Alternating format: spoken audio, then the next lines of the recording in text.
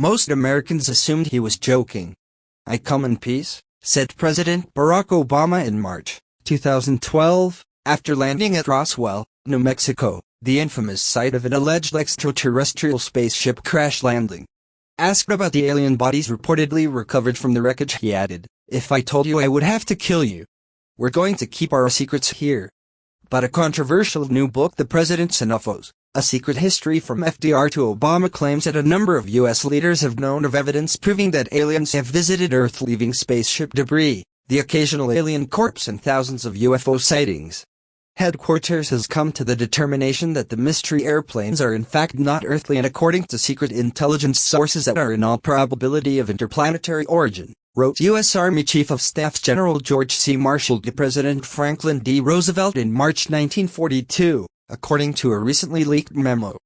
President Roosevelt replied urging the finding of practical uses for the atomic secrets learned from the study of celestial devices.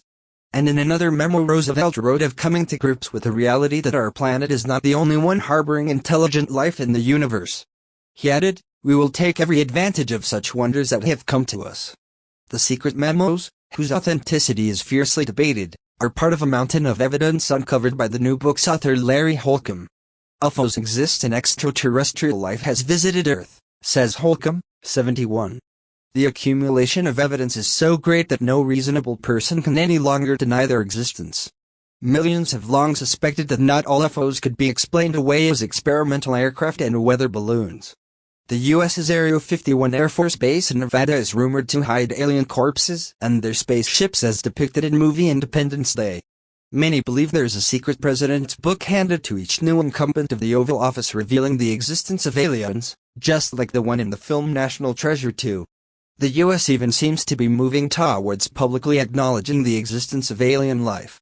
NASA has restructured its research to look for other solar systems, emerging worlds, and alien life. And the space agency's chief scientist Dr. Ellen Stofane recently said that she believes strong indications of extraterrestrial life will be discovered within a decade. Holcomb says that 2 past U.S. presidents claimed to have had close encounters with aliens, and that Ronald Reagan had 2 encounters and even became president thanks to advice from an extraterrestrial. Actresses Lucille Ball and Shirley MacLaine, who partied with actor Reagan on the night of his first alien encounter, claimed that the future president insisted that his road to the party had been initially blocked by a UFO. An alien came up to his car and told him, "Leave acting and go into politics."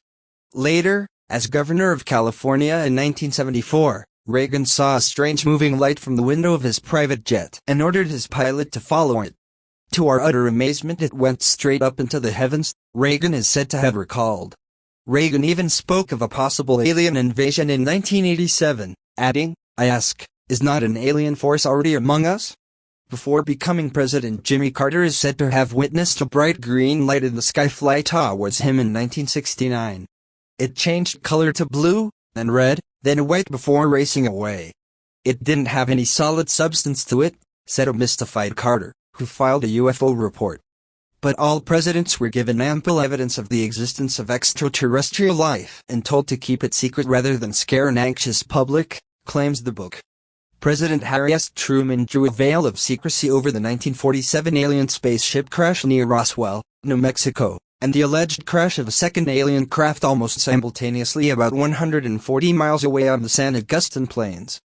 Truman had supposedly created the Majestic 12 in 1942, a secret committee of scientists and military to cover up extraterrestrial activities, when President Eisenhower is even rumored to have had a summit meeting with aliens. It's veiled in secrecy, but a number of reliable sources claim that he flew to Holloman Air Force Base in New Mexico to meet with extraterrestrials in 1955, says Holcomb. Presidents hid possible alien encounters from Americans after the war, but as the CIA grew in power it took over alien investigations and cover-ups, claims the author. There's been a government cover-up, but since the 1960s there's been a cover-up to keep presidents in the dark as well, says Holcomb. Extraterrestrial investigations in the U.S. are controlled by a powerful and secretive scientific and military intelligence committee answerable to no one. President John F. Kennedy demanded that the CIA hand over secret files, and every president since has wished he knew more.